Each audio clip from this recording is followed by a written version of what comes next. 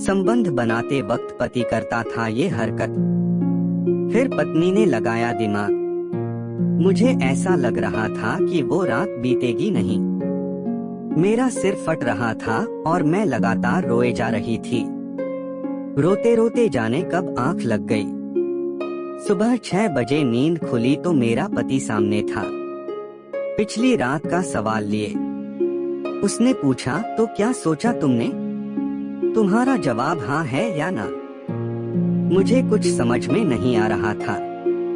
आखिर हिम्मत करके बोली, आप आज ऑफिस जाइए प्लीज, मैं आपको शाम तक फोन करके बता दूंगी, वादा करती हूँ। उसने धमकाते हुए कहा, ठीक है, मैं 4 बजे खुद तुम्हें फोन करूंगा। मुझे जवाब चाहिए और हाँ में जवाब चाहिए, वरना रात में सजा भुगतने के लिए तैयार रहना। सजा से उसका मतलब था एनल सेक्स। उसे पता था कि मुझे इससे बहुत दर्द होता है, इसीलिए उसने इसे टॉर्चर करने का तरीका बना लिया था। 9 बजे तक वो और उसकी बड़ी बहन दोनों ऑफिस जा चुके थे। मैं घर में अकेली थी। घंटों सोचने के बाद मैंने अपने पापा को फोन लगाया और कहा कि मैं अब उसके साथ नहीं रह सकती। मुझे डर था कि पापा नाराज होंगे, लेकिन उन्होंने कहा, तुम बैग उठाओ और निकलो वहाँ से। मैं अपने ओरिजिनल सर्टिफिकेट्स और एक किताब लेकर बस अड्डे की तरफ भागी।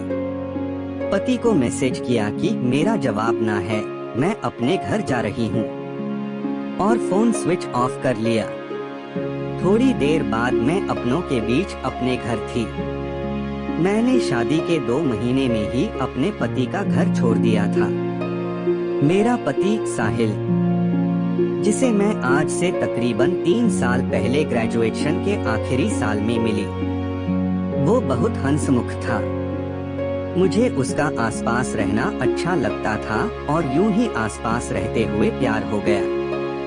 हम घूमने जाते, घंटों फोन पर बातें करते। जिंदगी कुछ ज्यादा ही मेहरबान थी, लेकिन ये गुलाबी रोमांस ज्यादा दिन नहीं टिक सका। धीरे धीरे मुझे लगने लगा कि ये वो बराबरी वाला रिश्ता नहीं है जो मैं चाहती थी। ये रिश्ता वैसा ही होता जा रहा था जैसा मेरे मम्मी और पापा का था। फर्क इतना कि मम्मी कुछ नहीं कहती थी और मैं चुप रह नहीं पाती थी। पापा छोटी छोटी बातों को लेकर मम्मी पर चीखते, हाथ उठाते। मम्मी बस रोती रहती। साहिल के साथ बहस होती तो वो अक्सर धक्का मुक्की पर उतर आता और जबरदस्ती करीब आने की कोशिश करता। मैं मना करती तो चीखता चिल्लाता। एक बार उसने मुझसे पूछा, अच्छा बताओ, अगर मैं कभी तुम पर हाथ उठाऊं तो? मैं हैरान रह गई। बमुश्किल अपने गुस्से को काबू में कर बोली, मैं उसी दिन तुमसे अलग हो जाऊंगी। उसने तपाक से कहा, इसका मतलब तुम मुझसे प्यार ही नहीं करती। प्यार में तो कोई शर्त नहीं होनी चाहिए। इसके बाद तकरीबन 1 महीने तक हमारी बोलचाल बंद रही। धीरे धीरे लड़ाइयाँ बढ़ने लगीं। कई बार मैंने रिश्ता खत्म करने की कोशिश की, लेकिन हर बार वो माफी मांग लेता था। मैं इतनी परेशान हो गई कि आखिर मैंने शादी के लिए हामी भर दी। मैं तैयार तब भी नहीं थी और साहिल का वादा कि वो कोई ऐसा काम नहीं करेगा जिससे मुझे दुख हो, पर भरोसा भी नहीं था। शादी के बाद मेरा डर सच बनकर सामने आने लगा। साहिल मुझे कठपुतली की तरह अपने इशारों पर नचाने लगा। मुझे कविताएं लिखने का शौक था। मैं फेसबुक पर अपनी कविताएं शेयर करती थी।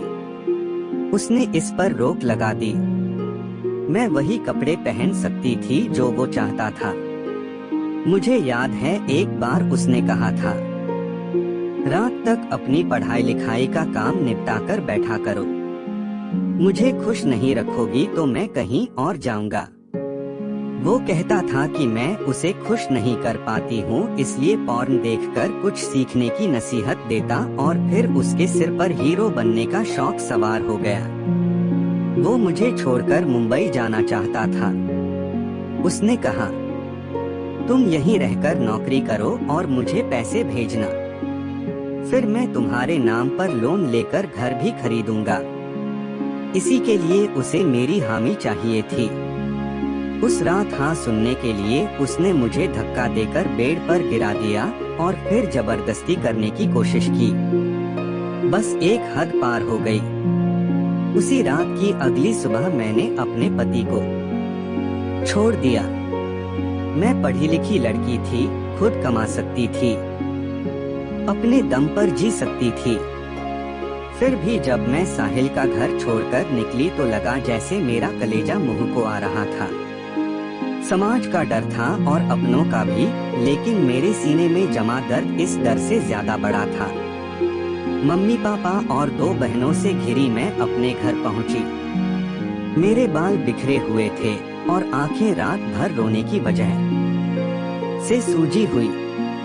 शादी के 2 महीने बाद लड़कियां जब मायके आती हैं तो उनके चेहरे पर अलग ही निखार होता है, लेकिन मेरा चेहरा मुरझाया हुआ था। पड़ोसियों की चतुर आंखों को सच्चाई भांपते देर नहीं लगी। मेरे घर आने वालों का तांता लग गया। सब कह रहे थे हमारे साथ बहुत बुरा हुआ।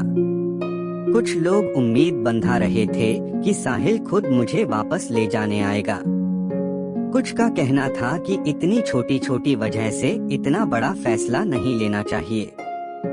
जितने मुंह हैं उतनी बातें, लेकिन ये बातें मेरा फैसला नहीं बदल सकी। साहिल का घर छोड़े मुझे 7 महीने हो चुके हैं और अब मैं अपने रास्ते खुद तय कर रही हूँ। मुझे फेलोशिप मिली है, मैं नौकरी कर रही हूँ और साथ में पढ़ाई भी। इन सब के साथ पुलिस थानों और कोर्ट के चक्कर लगते रहते हैं, क्योंकि अभी कानूनी तौर पर तलाक की प्रक्रिया पूरी नहीं हुई है। अब भी मैं कई बार सोते सोते चौंक कर उठ जाती हूँ। अब भी मुझे बुरे सपने आते हैं। जो कुछ मेरे साथ हुआ उसे मैं अब भी भूल नहीं पाई हूँ, लेकिन आगे बढ़ने की मेरी कोशिश जारी है। रिश्तों और प्यार से मेरा भरोसा डगमगाया जरूर है, लेकिन टूटा नहीं है। मैंने सोचा है कि खुद को कम से कम 3 साल का वक्त दूंगी। इस दौरान मैं अपना सारा प्यार खुद पर लुटाऊंगी और खुद को मजबूत बनाऊंगी। मुझे खुद पर फक्र है कि मैं चुप नहीं रही, घुटती नहीं रही, बल्कि वक्त रहते इस रिश्ते को तोड़ दिया। इसीलिए मुझे यकीन है कि मेरा आने वाला कल मेरे अतीत और वर्तमान से बेहतर होगा। दोस्तों, यह कहानी आपको कैसी लगी हमें कमेंट कर बताएं। और आगे इसी तरह की दिलचस्प कहानी सुनने के लिए चैनल को सब्सक्राइब करके रखें, ताकि जब भी हम कोई नया कहानी लाएं तो वह आप तक पहुंच सके। और हाँ, लाइक करना ना भूलें। आपकी लाइक हमारे लिए मोटिवेशन का काम करता है।